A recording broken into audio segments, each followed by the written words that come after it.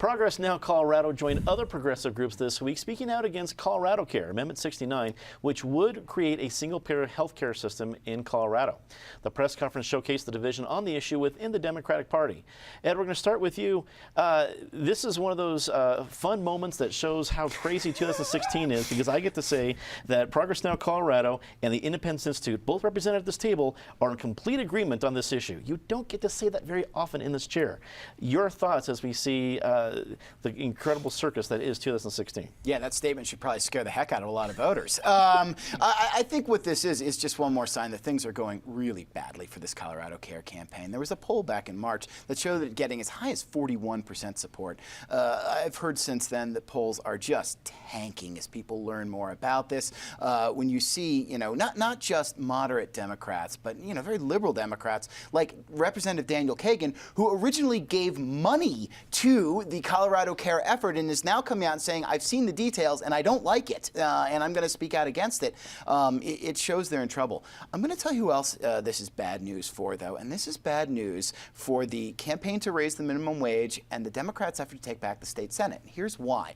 Business forces with a lot of money in their pockets were aligning to run basically in 4 areas because they're not interested in the presidential race or the U.S. Senate race in Colorado this year. They were going to fight the minimum wage hike. They were going to fight the fracking measures. They're going to fight Colorado Care. They're going to fight to keep the state Senate Republican. Well, now it looks like the fracking measures won't make the ballot, and it looks like Colorado Care is so far down in the polls with everyone turning against it, there might not need to be a lot of money put there. So they can redirect their forces to fighting the minimum wage hike and to fighting to keep the Republicans in control of the Senate. So I think there's a lot of ripples coming from the fight over Colorado Care, and you'll see it throughout the election.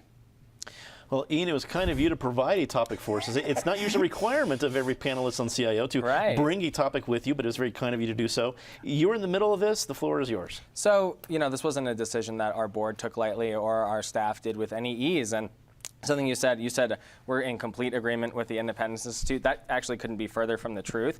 On this particular issue, we may agree that this is the wrong solution to Colorado's healthcare issues, but in general, we support a universal single-payer healthcare system on the national level. We just don't think Colorado can do it alone.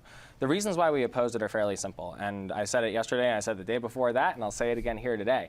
On the one hand, NARAL Pro-Choice Colorado, who's an incredibly intelligent and good actor in the women's health space, came out about a month ago and said that they're very, very concerned that because of an existing constitutional amendment that prohibits any state funding from going toward women's abortion care, that if all state health is now paid for by state dollars, therefore state dollars can no longer go toward abortion care.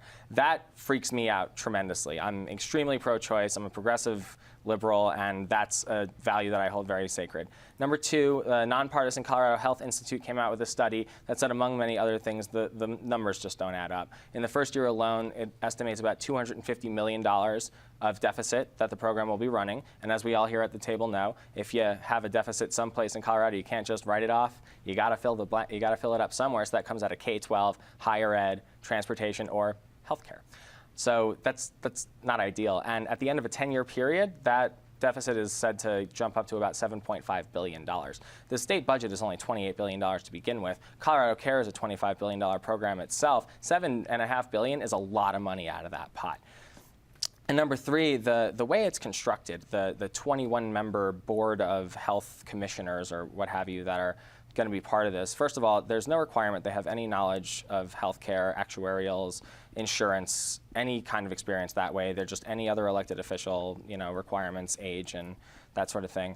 No felonies, I suppose. But nothing would stop special interests, especially on the right, from coming in and trying to run campaigns to get those people elected, get a majority on that board, and crash this thing right into the ground. So there's just a lot of details of this proposal that are very, very troubling to myself and many of my progressive allies as well. But at the end of the day, I don't think it says anything about the intentions of the proponents. I think they're very pure. I just think they got the details wrong. And I spent 10 years in the state capitol making policy. You get the details wrong, real people get hurt.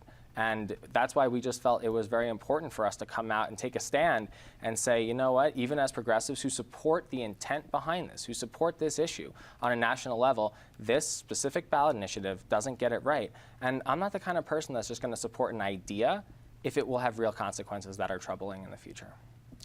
Patty, your thoughts of seeing so many groups come out against it that maybe not have been predicted to do so? Well, I'll be fast so Independence Institute can get equal time. Let me just say, very well-meaning proponents, Irene Aguilar, T.R. Reid, it is just not the right solution right now. And I think when it goes down, Ed pointed it out, I think it will take others down too. David, wrap it up for us.